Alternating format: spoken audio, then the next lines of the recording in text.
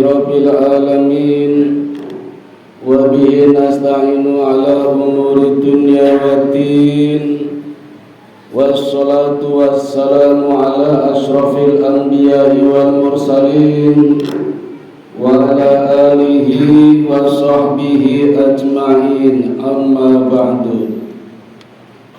Asyhadu an la ilaha illallah wahdahu la syarika lah wa asyhadu anna Muhammadan abduhu wa rasuluhu la nabiyya ba'dah. Qala Allah ta'ala fi kitabihil karim, a'udzu billahi minasy syaithanir rajim. Ya ayyuhalladzina amanu taqullaha haqqa tuqatih wa la tamutunna illa wa antum muslimun. Shadaqallahul azim. Faya ibadallah usikum wa nafsi bitaqwallah faqad fazal muttaqun. Ma'asyiral muslimin rahimakumullah, Nabi kita Muhammad sallallahu alaihi wasallam sangat pantas menjadi nabi yang terakhir atau khatamin nabiyyin, yang setelahnya tidak ada nabi lagi. Karena begitu sempurna, begitu besar prestasi yang disandangnya. Kalau ada orang mengatakan tidak ada gading yang tak retak, tentu tidak berlaku bagi Rasulullah. Rasulullah gadingnya utuh, tidak ada retak sedikit pun. Kalau banyak orang bilang tidak ada manusia yang sempurna, tidak berlaku bagi Nabi. Rasul benar-benar sempurna. Kalau ada orang mengatakan sabar itu ada batasnya, tidak berlaku bagi Nabi Muhammad. Nabi Muhammad orangnya sangat sabar. Disakiti, dicaci maki, dihina, difitnah, beliau tetap sabar, bahkan mendoakan kebaikan untuk orang yang mencelakainya di berbagai peristiwa. Inilah yang menjadikan beliau sukses di dalam dakwahnya. Dan sedikitnya kita bisa mencatat ada 3 faktor pendukung. Yang pertama tiada lain adalah Allah subhanahu wa ta'ala dan para malaikat. Allah sendiri memujinya. Innallaha wa malaikatahu yusholluna 'alan nabi. Sesungguhnya Allah dan para malaikat memujinya, mendukungnya, memberikan sholawat, memberikan kebaikan. Yang kedua, prestasi beliau sendiri sangat luar biasa, begitu sempurnanya, betapa hebatnya dalam berbagai peperangan. Dan yang ketiga, yang tidak boleh kita lupakan, ada faktor pendukung yang sangat penting juga di dalam keluarganya, yaitu istri-istrinya. Tidak tanggung-tanggung beliau, Allah perintahkan 13 istri. Itu menunjukkan betapa sempurnanya beliau. 1 istri saja bisa memberikan dukungan, apalagi 13. Dan ini tidak dimiliki oleh orang manapun. Menunjukkan betapa sempurnanya beliau. Kalau ada orang mengatakan, membuat celah, melihat sisi negatif, itu orang yang tidak tahu masalah, orang yang tidak bisa membaca sejarah. Jadi mengukur dengan dirinya sendiri yang tidak ada apa-apanya dengan Rasul. Padahal istri-istrinya semuanya sangat mendukung, memberikan support di dalam dakwahnya. Katakan yang pertama misalnya adalah Khadijah. Boleh saya tambah Siti dari kata Sayyidati, ibunda yang mulia Khadijah. Ini orang terhormat di masa jahiliyah saja, di mana dalam kehidupan masyarakat banyak preman, begal, kelitih. Pemuda-pemuda ketika itu memberikan panggilan kepada Khadijah dengan panggilan yang sangat mulia, At-Tahirah. Ini panggilan Khadijah. Ini yang memanggil orang-orang preman, orang-orang begal, kelitih zaman jahiliyah, memanggil Khadijah saja dengan panggilan At-Tahirah. Kalau Tohara suci, ini At-Tahirah, suci, cerdas, terbuka, menerima pendapat orang lain, dan sanggup menyantuni orang-orang di sekitarnya. Memang Allah berikan kekayaan yang sangat luar biasa. Bila kekayaan seluruh pemuda di daerah ketika itu masih kalah kayanya dengan kekayaan Khadijah binti Khuwailid binti As'ad. Luar biasa kekayaannya. Tetapi kekayaan ini semua diserahkan kepada Rasulullah begitu menjalin hubungan rumah tangga. Memang Nabi ketika jatuh di tangan Abu Thalib pamannya sangat cinta betul kepada Nabi, tetapi miskin. Hingga Abu Thalib pernah mengatakan, "Ya Muhammad, andai saja engkau bisa menunjukkan keunggulan akhlakmu di hadapan Khadijah, pasti akan ada kebaikan." Karena pemuda-pemuda yang nakal-nakal saja semuanya dimodali oleh Khadijah. Walaupun Khadijah tidak bermaksud menjadi legislatif, tidak mencalonkan, tapi semuanya disantuni. Apalagi engkau ya Muhammad, kata Abu Thalib. Maka Muhammad mencoba menawarkan di dalam perdagangannya. Khadijah tidak langsung percaya.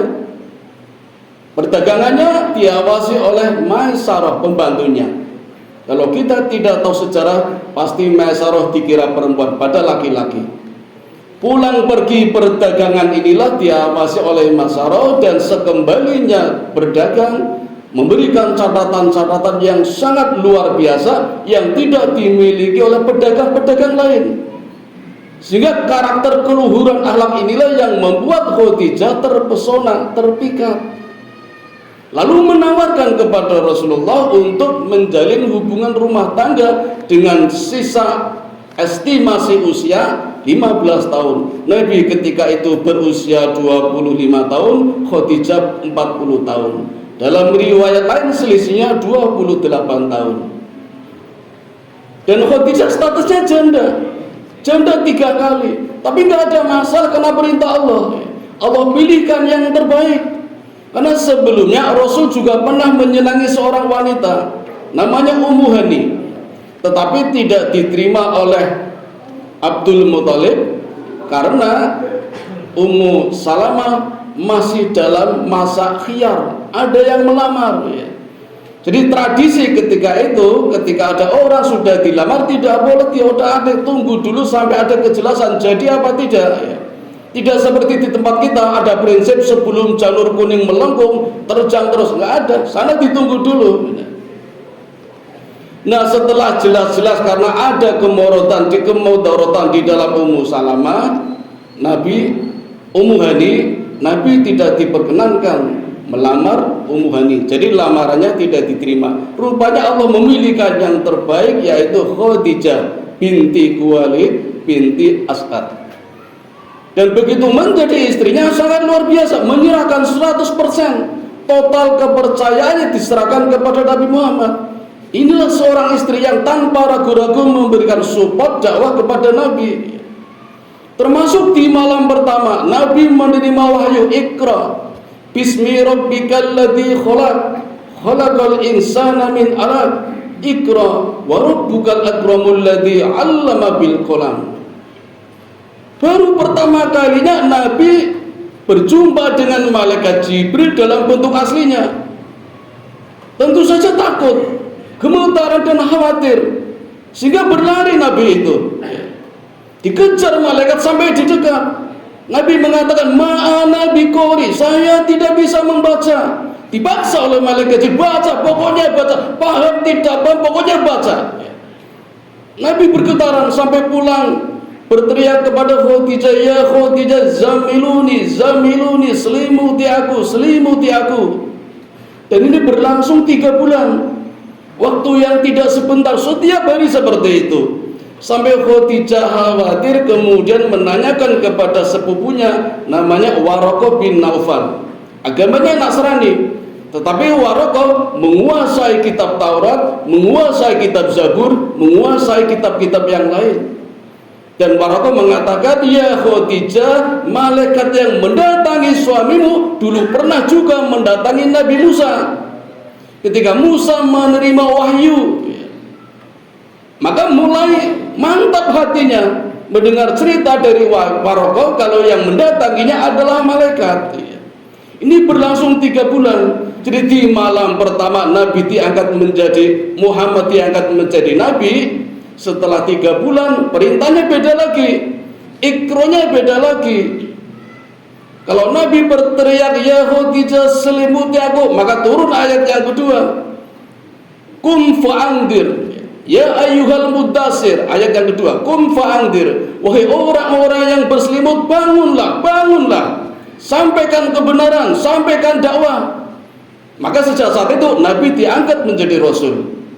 Di malam pertama diangkat menjadi Nabi, menerima wahyu surat Al-Alaq. 3 bulan berikutnya Nabi belajar surat Al-Alaq selama 3 bulan. Nabi belajar Quran surat Al-Alaq 3 bulan untuk menjadi Rasul. Jadi nampaknya orang-orang kita mungkin terlalu hebat ini, belajar surat Al-Alaq dalam waktu 3 hari, hafal saja, tapi paham belum tentu. 30 tahun belum ada jaminan. Nabi 3 bulan setelah mantap betul dengan surat Al-Alaq, diangkat menjadi Rasul, punya kewajiban menyampaikan risalah kepada umatnya. Dan umat yang pertama kali diislamkan tiada lain adalah Khadijah, istrinya sendiri. Inilah sistem dakwah Rasulullah, menggunakan sistem induktif, mulai dari keluarganya dulu, istrinya dulu, kemudian menyebar kepada sahabat, tetangganya. Dan orang-orang inilah yang disebut as-sabiqunal awwalun, orang-orang yang pertama masuk ke dalam agama Islam. Modelnya seperti itu. Nah, istri yang pertama inilah yang memberikan support kepada Nabi. Cuma kebetulan Allah mungkin memberikan kehendak yang lain. Di usia 50 tahun Allah memanggilnya. Khadijah dipanggil oleh Allah. Maka sangat sedih sekali Nabi Muhammad ditinggalkan oleh istri yang sangat dicintainya di usia 50 tahun. 1 tahun Nabi mengalami masa duka cita, hingga tahun itu dikenal tahun Amul Husni, tahun duka cita. Disusul juga dengan meninggalnya Abu Thalib. Sehingga Nabi gelisah selama 1 tahun. Banyak para sahabat mencoba menghibur, tapi tidak mempan. Paling cuma Nuaiman. Kebetulan Nuaiman memiliki wajah yang lucu, sehingga kalau Nabi melihat pasti tertawa, senyum. Sahabat tahu. Maka setiap berkunjung ke Nabi, Nuaiman selalu diajak, karena dengan melihat Nuaiman, Nabi mulai tersenyum. Selama 1 tahun. Gak ada cara lain. Sahabat berusaha menawarkan beberapa wanita, siapa tahu ada yang diminati Nabi. Siapa tahu Nabi sedih karena ditinggal Khadijah, dengan ada penggantinya mulai terhibur. Nabi enggan, tetapi karena sahabat pada mendesak, menawarkan banyak wanita, akhirnya Nabi bersedia. Tetapi Nabi mengatakan yang mungkin pilihannya berbeda dengan kita kalau yang ditawarkan kita. Nabi mengatakan, wahai para sahabatku, adakah yang berumur? Ternyata Nabi minta yang berumur. Siapa yang berumur? Ternyata Saudah binti Zum'ah, usianya lebih tua. Ketika itu usianya sudah 51 tahun. Tetapi apa kelebihannya? Kelebihannya pandai menghibur. Seringkali bersama Nabi membuat roti, membuat adonan, tepungnya dicolek-colek ke wajah Nabi, bergurau. Sampai seperti itu. Ternyata itulah pilihan Nabi. Dan hadirin, setelah menikahi Ummu Saudah binti Zum'ah, ternyata Allah memberikan takdir yang lain. Allah memberikan firman wahyu kepada Nabi Muhammad untuk menikahi seorang wanita yang ketika itu masih berusia 7 tahun. Siapa lagi kalau bukan Aisyah radhiyallahu anha, istri yang ketiga, satu-satunya istri yang masih gadis daripada 13 istri yang lain. Dan ini berdasarkan firman Allah. Nabi sendiri tidak tahu, karena Nabi ini selama ini kalau menerima wahyu langsung berjumpa dengan malaikat Jibril. Malam ini Allah memberikan wahyu lewat mimpi. Mimpi bertemu dengan malaikat Jibril. Malaikat Jibril membawa kelambu. Begitu kelambu dibuka, ada gambar wajah Aisyah. Nabi tidak yakin. Sampai mimpi ketiga kalinya seperti itu, Nabi baru yakin. Maka pagi harinya melamar Aisyah di hadapan Abu Bakar As-Siddiq, bapaknya. Pada masa itu Aisyah sudah ada 3 yang melamar, termasuk Zubair bin Awam juga melamar. Tapi Zubair tahu diri, karena Nabi yang melamar maka mundur. Ini etikanya, ini etika santri yang baik seperti ini. Beda dengan yang melamar 2 yang lain, kebetulan agamanya musyrik. Tetapi karena dalam masa khiyar, Abu Bakar juga menanyakan kembali kepada 2 pemuda musyrik ini, jadi enggak menikah Aisyah? Kebetulan orang musyrik ini jawabannya, mana mungkin aku menikahi Aisyah yang beda agama, aku kan musyrik, kita bubar saja. Dilalah bubar. Maka benar pilihan Allah, Allah sediakan Aisyah untuk Rasulullah menjadi istri yang ketiga. Nah, apa kelebihan Aisyah? Insya Allah kita belajar dari sejarah, akan kita sampaikan di pertemuan berikutnya. Yang jelas, mari kita mohon kepada Allah agar kita diberikan istri yang sholihah, istri yang benar-benar mendukung kita di dalam dakwahnya. Amin ya rabbal alamin. Wa qur rabbighfir warham wa anta khairur rahimin.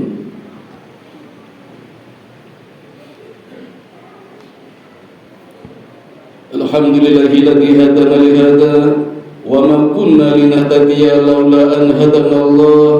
Asyhadu an la ilaha illallah wahdahu la syarika lah wa asyhadu anna Muhammadan abduhu wa rasuluhu la nabiyya ba'da. Allahumma shalli ala sayyidina Muhammad wa ala ali sayyidina Muhammad. Qala Allah ta'ala fil Qur'anil azim, a'udzu billahi minasy syaithanir rajim. Ya ayyuhalladzina amanu qu anfusakum wa ahlikum nar. Ayyuhal muslimun ittaqullaha haqqa tuqatih wa la tamutunna illa wa antum muslimun. Hadirin yang dirahmati Allah, Allah memberikan sunnah kepada kita. Sunnah bukan dilakukan berpahala, ditinggalkan tidak apa-apa, tapi sunnah itu adalah aturan. Jadi kalau tidak menaati aturan berarti melanggar aturan. Salah satunya adalah nikah. An-nikahu sunnati, faman raghiba an sunnati falaisa minni. Nikah adalah aturanku. Barang siapa tidak menikah bukan umatku, kata Nabi. Tetapi Nabi punya 3 sifat. Yang pertama umum. Jadi kita boleh menikah, kita wajib menikah, 1 umumnya, karena kewajiban kita. Sifat khusus buat Nabi. Barang siapa bisa meniru berpahala, tidak meniru tidak apa-apa. Maka Nabi boleh poligami. 4. Khos bil khos, khusus di atas khusus, hanya Nabi, yang lain tidak boleh, siapapun tidak boleh. Jadi maksimal 4. Jadi kalau Nabi 13 tidak boleh meniru Nabi yang benar-benar sempurna 13. Yang hidup 9, yang 4 meninggal, 2 di Mekah, 2 di Madinah. Itu hanya untuk Nabi yang tidak bisa kita tiru. Nah, walaupun istri kita 1, mudah-mudahan kita berharap memberikan support kepada kita, memberikan dukungan kepada kita, yang selalu memotivasi kepada kita untuk rajin ke masjid, rajin mengaji, berbuat kebaikan, tidak malas sebaiknya. Itu harapan kita. Marilah kita bersama-sama berdoa, mudah-mudahan 1 orang inilah yang memberikan dukungan kepada kita hingga kita bisa berkumpul di surganya Allah Subhanahu wa ta'ala. Amin ya rabbal alamin. A'udzu billahi minasyaitonir rajim. Bismillahirrahmanirrahim. Innallaha wa malaikatahu yusholluna 'alan nabi. Ya ayyuhalladzina amanu shallu 'alaihi wa sallimu taslima. Allahumma sholli ala Muhammad wa ala ali Muhammad kama shallaita ala Ibrahim wa ala ali Ibrahim wa barik ala Muhammad wa ala ali Muhammad kama barakta ala Ibrahim wa ala ali Ibrahim innaka Hamidum Majid. Allahumma ighfir lil muslimina wal muslimat wal mu'minina wal mu'minat al ahya'i minhum wal innaka sami'un qaribun mujibud da'wat wa qadiyal hajat wa qati'us sahwat. Allahumma inni as'aluka ilman nafi'a wa rizqan thayyiba wa amalan mutaqabbala. Allahumma inni as'aluka al-huda wa tuqa wal afafa wal ghina. Allahumma ja'alni syakura waj'alni sabura waj'alni fi ainin saghira wa fi a'yunin nasi kabira. Rabbana dhalamna anfusana wa illam taghfir lana wa tarhamna lanakunanna minal khasirin. Rabbana atina fid dunya hasanah wa fil akhirati hasanah wa qina adzabannar. Wa sallallahu ala sayyidina Muhammadin wa ala alihi wa sahbihi ajma'in. Subhana rabbika rabbil izzati amma yasifun wa salamun alal mursalin walhamdulillahi rabbil alamin.